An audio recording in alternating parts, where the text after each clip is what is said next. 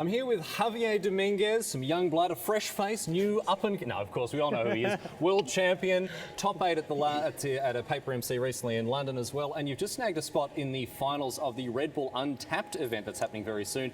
And Javier, you've done it with a deck that is very near and dear to your heart.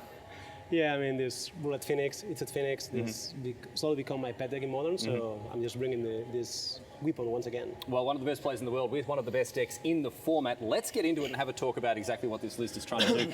Izzet Pheonix, of course, built around Arclight Phoenix. You want to be casting lots of cheap spells very quickly, and a suite of cantrips like this, very important in doing that. These 4 cards are critical to the deck's game plan. Yeah, this is basically the backbone of the deck. The whole deck is actually built on these spells, the cantrips. And I think the special part of the cantrips in this deck is that cantrips usually are like there to filter your deck, but here they're also like enablers for your cards. Yeah. So you draw a card, you scry 2, but you also like make cards like Arclight Phoenix and Thing in the Eyes and Out of Flame better. And this is the thing about a lot of the cards in Arclight Phoenix, in this Izzet Pheonix list, a lot of them are rewarding you for playing the game you want to play anyway, right? They're enabling you to play these very powerful synergies that revolve around cards that are paid off by these enablers. So we can move on now and have a look at some of these payoff cards and exactly what's going on with where these cantrips are getting us. Quite a range of win conditions, of big cards here, Javier. I mean, obviously, Arclight Phoenix, giving the net to the deck, I think Thing in the Eyes is probably the most important card, actually. Really? Not Phoenix. Just like a 2 mana, 7/8 that just bounce the board. It's like, it only requires you to play cantrips, which you want to play anyway. We have Out of Flame, newcomer to the archetype, very strong card, but I think actually I want to talk to you about this. Yeah, the Spirit What is this? Ascension. Let me check my watch. Oh, it is still 2019. Why are you playing Pyromaster Ascension? Well, thing is, it was good in the past. Okay. Then Modern Answers came, everyone replaced Ascension, including myself, with Out of Flame. And after a lot of games, I was thinking like, well, I really need a 2-mana threat. What if we had a card for 2 mana that got better with cantrips and help us to, end the games in turn 4? I was like searching all the cards. And I was like, well, the answer is clear. Yeah, it used to work in the past. Yeah, it used to work in the past. It used to be like one of the best cards in many matchups. Yeah. So I was like, what if I try it again? And yeah, it was like instantly convinced. Yeah. It was the first game. It's really surprising because we've seen Aria of Flame and other enables, other huge payoffs as well, sort of take this deck by storm, but a bit of a blast from the past there with Pyromancer Ascension. So, yeah, sometimes the past has the answers. Yeah, that's right. Yeah. We can have a look at the interactive suite here, and there are a couple of new cards I want to discuss with you. Obviously, Modern, heavily influenced recently by both War of the Spark and Modern Horizons, but the inclusion of Lava Dart and Magmatic Sinkhole alongside All-Stars Lightning Bolt Flame Slash, these are opening up other interactive options for this list, particularly Magmatic Sinkhole, can now kill 5 toughness creatures.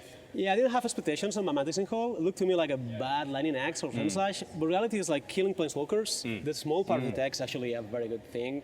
It used to be a Shadow Drift, but I think the instant speed in this deck matters a lot. Also like flipping Thin the Eyes. And Lava Dart, of course, like a lot of synergy. It's 2 spells in 1 card, which is very unique. Yep. And I think it acts sort of like a 5th Lightning Bolt.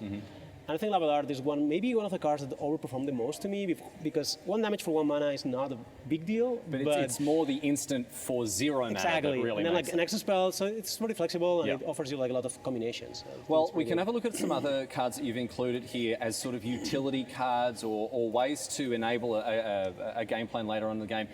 Surgical Extraction, kind of a necessary evil in this Hogak-infested metagame at the moment. We're not leaving home without this card, are we? No, absolutely not. It's not enough to stop the Hogak deck often, but sometimes it helps. Like you get the Vengevine, or sometimes they mill the Hogak.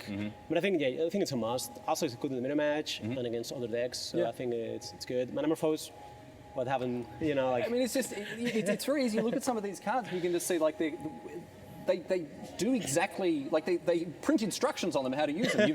You've got a deck that wants to play cheap instants and sorceries and draw lots of cards, and this is a free spell. And then with Pyromancer Ascension, it's just the value train doesn't stop. The card. There's no breaks. Now, talk to me about Finale of Promise. This was not a card that was available to you at your last top 8 in London. This is a card that is kind of 3 spells in 1, so only as a one-of. I'm kind of surprised given that it seems to have a very, very high ceiling. Yeah, so to me, I didn't expect this card to be good in Phoenix in the beginning, and then I played them last week, 2 weeks ago in the Rebel tournament, and I was impressed by the card. But I think now the format is picking up too much. The card's great in the Phoenix deck. There's 3 spells, as you said, like enables Thing in the Eyes, like Aria of Flame plays super well with this card. But I felt like this format is picking too much. Like if your opponent is playing a turn 2 8-8. Yeah, and you don't have time to you flashback just feel like this. such an idiot. So yeah. I think this is a good card to have for rotation matchups. But I just decide to play more Premass Ascensions because, sometimes it doesn't do anything, but at least when it does, it's just super fast. So the card's great. The card's great, but not very fast. But and in the right situation, it does its best work, and that maybe isn't the situation. So as we play one, because we play like 20 cantrips, playing one, sometimes you can just kind of search for it. Yeah.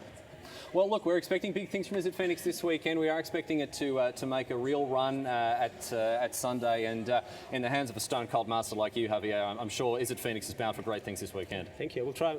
Well, I mean, good. At least he's going to do that. All right. Well, that's it. Javier Dominguez here with Izzet Pheonix on the floor at Mythic Championship Barcelona.